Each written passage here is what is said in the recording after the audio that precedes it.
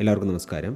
മകയിരത്തിൻ്റെ അവസാനത്തെ 2 പാദങ്ങൾ, തിരുവാതിര, പുണർദത്തിൻ്റെ ആദ്യത്തെ 3 പാദങ്ങൾ എന്നീ നാളുകൾ അടങ്ങിയിട്ടുള്ള മിഥുനക്കുറിൽ ജനിച്ചവരുടെ 2026 വിഷുഫലങ്ങളെ നോക്കാം.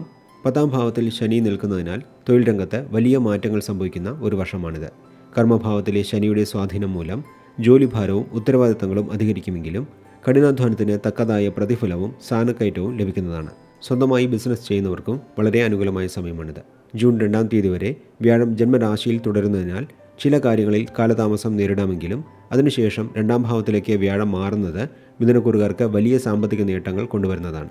അതുവരെ ഉണ്ടായിരുന്ന സാമ്പത്തിക ബുദ്ധിമുട്ടുകളെല്ലാം മാറാനും കടങ്ങൾ തീർക്കാനും വരുമാനം വർദ്ധിപ്പിക്കാനും സാധിക്കുന്ന സമയമാണിത്. വിദേശത്ത് ഉപരിപഠനത്തിന് ശ്രമിക്കുന്നവർക്ക് അതിനുള്ള അവസരങ്ങൾ വന്നു ചേരും. പഠനം കഴിഞ്ഞ് ജോലിക്ക് ശ്രമിക്കുന്നവർക്ക് നല്ല ജോലി ലഭിക്കാനും ഇപ്പോൾ ജോലിയിലുള്ളവർക്ക് പ്രമോഷനും ശമ്പള വർധനയും ലഭിക്കാനും സാധ്യതയുള്ള സമയമാണിത്.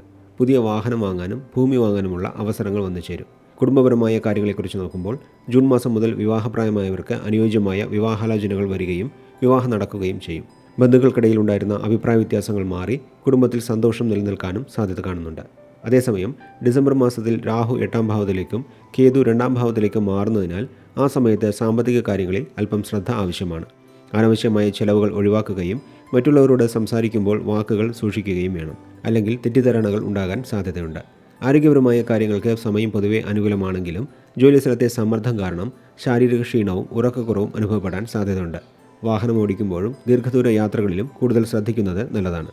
മൊത്തത്തിൽ നോക്കുമ്പോൾ മിഥുനക്കുറുകാർക്ക് വളരെ അനുകൂലമായ ഫലങ്ങളായിരിക്കും ഈ വർഷം ലഭിക്കുക എന്ന് പറഞ്ഞുകൊണ്ട് മിഥുനക്കുറി ജനിച്ചവരുടെ വിഷുഫലങ്ങളെ ഇവിടെ നിർത്തുന്നു.